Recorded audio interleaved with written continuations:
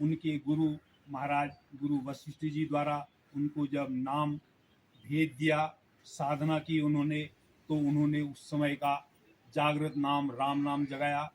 तो उस समय जिन्होंने भी राम नाम पुकारा उनकी रक्षा हुई और समुद्र में पुल बन गया, पत्थर पानी में तैरने लगे।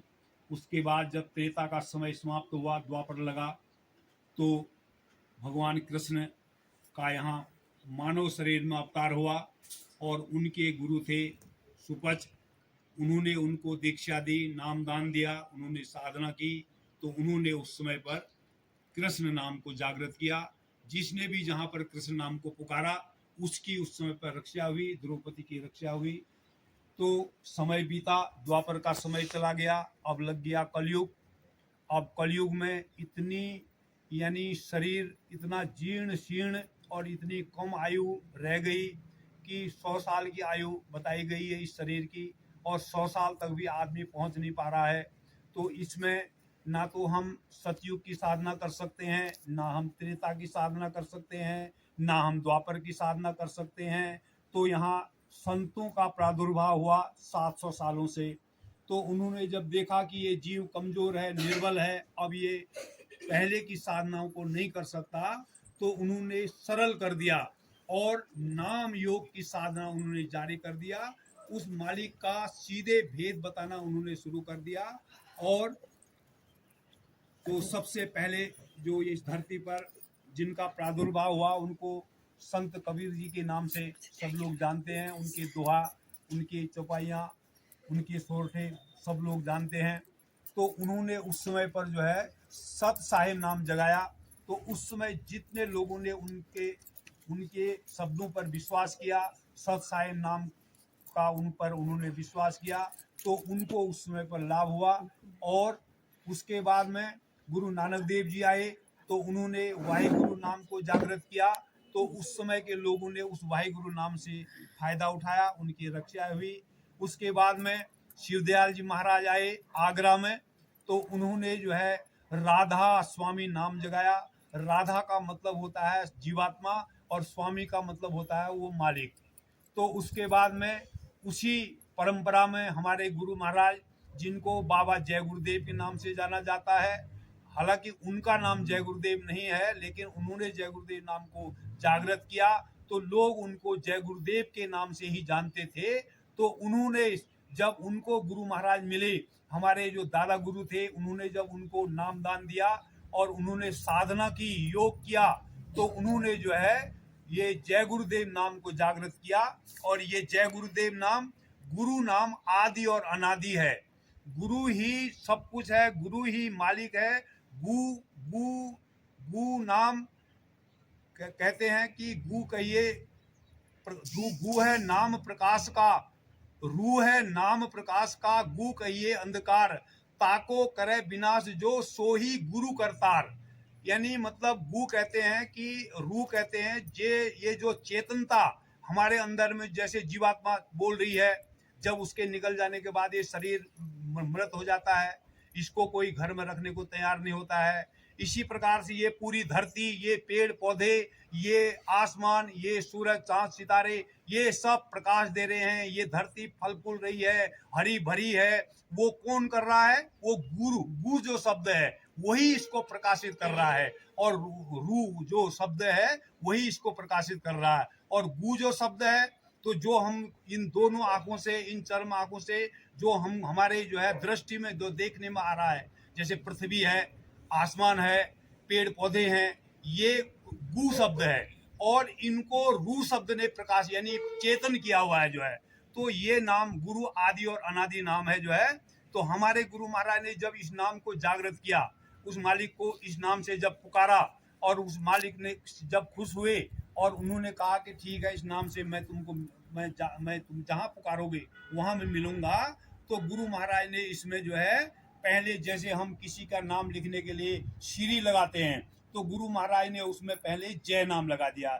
जय का मतलब होता है जिसका कभी नाश नहीं होता जो है। और आखिरी में लगा दिया, जैसे हम जी शब्द का प्रयोग करते हैं, किसी का नाम लिखते हैं तो आखिरी में हम संबोधन शब्द में जी शब्द का प्रयोग करते हैं। तो गुरु महाराज ने देव शब्द लगाया। देव का मतलब होता है जो सबका देने वाला, सबको देने वाला। तो ये जय गुरुदेव नाम का गुरु महाराज ने प्रचार किया। और जो है शुरू शुरू में तो लोग इसके नहीं समझ पाए, लेकिन जब गुरु महाराज ने चैलेंज के साथ कहा कि अगर कोई आपको मुसीबत, परेशानी, दुख, तकलीफ में आप जो है इस नाम की परीक्षा करके देख लेना, तो लोगों ने परीक्षाएं की। और जब परीक्षा में लोग पास हुए, तब धीरे धीरे गुरु महाराज के पास लोग आने लगे। और गुरु महाराज ने जो है इतना प्रचार प्रसार और इतनी मेहनत की कि पूरे देश के अंदर में जय गुरुदेव नाम देश में ही नहीं, विदेशों में भी ये फैल गया। और गुरु महाराज ने इतनी मेहनत की और 116 साल की आयु में गुरु महाराज ने ये पंच भौतिक नश्वर शरीर को छोड़ दिया और अपने धाम को गुरु महाराज सिधार गए। तो अपने जाने से पहले जो वक्त के संत सदगुरु हैं बाबा उमाकांत जी महाराज, इनको वो आदेश दे के गए। और संत मत की ये परंपरा रही थी, जब वो जाते हैं यहाँ इस धरती से शरीर को छोड़ के जब अपने धाम को जाते हैं, तो वो किसी न किसी को अपना उत्तराधिकारी घोषित करके जाते हैं। तो गुरु महाराज ने वक्त के जो संत सदगुरु हैं, जिनका नाम बाबा उमाकांत जी महाराज है, उनको आदेश दिया कि मेरे ना रहने पर ये उमाकांत तिवारी नए जीवों को नामदान देंगे और पुरानों की करेंगे संभाल। तो इस समय पर वक्त के संत सदगुरु, जिनका आश्रम उज्जैन मध्य प्रदेश में है, वो पूरी दया कृपा इस मानव सृष्टि के ऊपर बराबर कर रहे हैं। और इसीलिए उन्होंने हमको यहाँ भेजा, क्योंकि उनको दिखाई दे रहा, क्योंकि वो वक्त के महापुरुष हैं, भूत भविष्य वर्तमान की सब जानते हैं। और ये पांचों जो देवता हैं, जल देवता, पृथ्वी देवता, वायु देवता, अग्नि देवता, इन्हीं का ये हमारा शरीर बना हुआ है, इन्हीं की हमको जरूरत रहती है, यही हमारे सहारे हैं। और ये देवता है नाराज और ये सजा देना चाह रहे हैं। वक्त के संत सदगुरु देख रहे हैं कि देवी देवता नाराज हैं और वो जो है अब इनके ऊपर जो है कहर बरसाने वाले हैं, इनके ऊपर जो है आपदा बरसाने वाले हैं। तो उन्होंने हमको आदेश दिया कि तुम जो है ये उत्तराखंड जो देवभूमि है, जहां लोग धार्मिक तो हैं, लेकिन वो धार्मिकता का सही अर्थ नहीं पहचान पाए। वो धार्मिक होने के बावजूद भी वो मांस खाने लगे, वो शराब जैसे बुद्धिनाशक नशे को पीने लगे। उनको इसकी जानकारी नहीं है, क्योंकि वो जहां पैदा हुए उस समाज में ऐसा ही चलता चला आया। उन्होंने वही देखा और वही उन्होंने करना शुरू कर दिया। तो वक्त के संत सदगुरु ने कहा कि आप उत्तराखंड में चले जाओ और वहां जा जाके गांव गांव में, घर घर में जाके लोगों को बताना कि 2026 का जो वर्ष है वो बड़ा विनाशकारी आ रहा है। इसमें जो है ऐसी ऐसी आपदाएं आएंगी, ऐसे ऐसी महामारियां आएंगी कि पीछे जो कोरोना आया था वो इसके सामने कुछ भी नहीं था। इससे भी बड़ी बड़ी भयंकर बीमारी आएंगी। तो उससे बचने का उन्होंने उपाय बताया कि उन लोगों को जाके बता दो कि आप सभी लोग हिंसा करना छोड़ दें, जीवों की हत्या करना छोड़ दें, शराब जैसे बुद्धिनाशक नशे को पीना छोड़ दें। तो जब आप इसको छोड़ देंगे और प्रभु से आप माफी मांग लेंगे कि हमसे आज तक जो गुनाह हुए, हमसे जो जान अनजान में, हम उसकी माफी चाहते हैं। अब आगे को हम ऐसा गुनाह, कोई पाप नहीं करेंगे, किसी निरीह जीव की हम हत्या नहीं करेंगे, किसी कमजोर को हम सताएंगे नहीं, क्योंकि ये बकरा है, मुर्गा है, ये जो कुछ भी है, ये कमजोर हैं और हम ताकतवर हैं। हम अपनी ताकत के बल पर इनको जबरदस्ती मार देते हैं। वो रोते हैं, तड़पते हैं, बिलबिलाते हैं, हमसे वो उम्मीद करते हैं कि ये हमको बचाएंगे, लेकिन हम इतने निर्दयी, इतना कठोर हमारा दिल हो गया कि हमको जो है दया नहीं आई। और धर्म क्या है? दया धर्म का मूल है, पाप मूल अभिमान, स्वामी दया न छोड़िए जब लग घट में प्राण। तो लोग कहते हैं कि हम धार्मिक हैं, हम धर्म को मानते हैं, अब दया तो रही नहीं तो धर्म कहाँ रहा? दया ही तो धर्म है। और सभी धर्म ग्रंथों में हमारी जितनी भी किताबें हैं धार्मिक, सब में लिखा हुआ है कि दया करना। किसी में नहीं लिखा है कि तुम जो है इन अपने से कमजोर जीवों को मार के खा जाना और इस पेट को कब्रिस्तान बना देना, शमशान बना देना।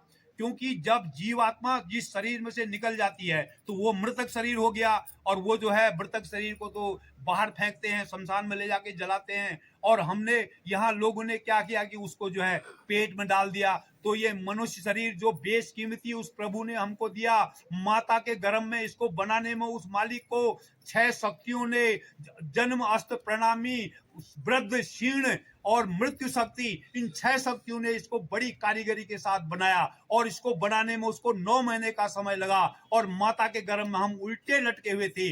और वहां हमने प्रभु से प्रार्थना की थी, क्योंकि माता के पेट की जठराग्नि हमको जला रही थी, माता के पेट की टट्टी और पेशाब की बदबू हमको जल सड़ा रही थी। तो वहां जब हम परेशान थे, वहां हमारी किसी कोई रक्षा नहीं कर सकता था, तो वहां हमको उस मालिक की झलक दिखाई देती थी। तो उस समय हमने प्रार्थना किया था, सब ने, माता के गर्भ में हम सब उल्टे लटके हुए थे, तो वहां हमने सबने प्रार्थना किया हुआ था कि अब प्रभु कृपा करहूं यही भांति, सब तजी भजन करहूं दिन राति। लेकिन जब हमारा यहाँ जन्म हुआ, मृत्यु शक्ति ने हमको माता के गर्भ से बाहर निकाला, और बाहर आते ही माया ने पर्दा डाल दिया, और हम उस वादे को भूल गए, और उस वादे को बताने वाले वो महात्मा हमको मिले नहीं।